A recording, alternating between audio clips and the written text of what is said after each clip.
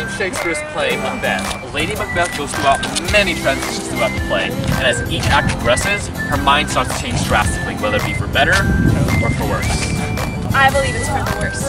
For example, when Lady Macbeth begins to sleepwalk, she unconsciously admits to the murders that she committed with her husband, Macbeth.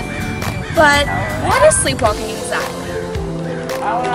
Walking or performing any other action while asleep. For example, Lady Macbeth's mind is so shattered by the prior events of Duncan's murder that she begins to mimic those same acts that occurred in that fatal night. In the play, eventually get to Lady Macbeth's head as she kills herself later in the play. Sleepwalking. Macbeth's rise to power and Macduff's thirst for revenge. What do these all have in common? Psychology. It may save some lives, but it can also harm some people's psychological thinkings as well. For example, one person that was in war at one time may experience post-traumatic stress disorder. And because war is inevitable, most generations suffer from this illness.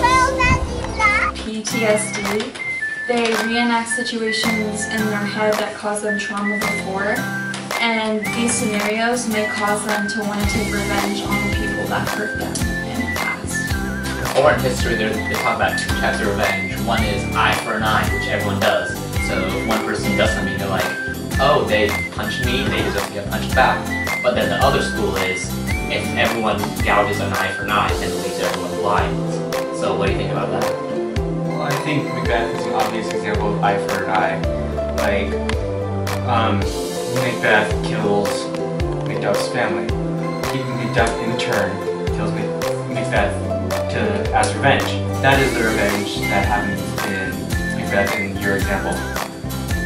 But Macduff's situation, he thinks that Macbeth is a terrible person, he's a tyrant, and that's why he deserves to die. But if you kill him, wouldn't that make you a terrible person also deserves to die? So it doesn't really make any sense if you're going to be who you want to kill. No, I think he wanted to kill Macbeth because Macbeth killed his family, and I think if I was Macduff, then I would try to kill Macbeth because he killed my family. So you're saying it was more noble? Yeah. As a revenge. And he just left his family too. Left them to die. He abandoned them. The reason Macduff didn't tell his family because, as you know, a lot of people are stupid and they don't know how to keep secrets. So if he told their family, they could have blabbed on, and Macduff and his whole family could have been killed, which means Macduff never gets to England, Malcolm never goes to war, and Scotland is in the hands of Macbeth the whole time. Okay, I guess you're right. Good point.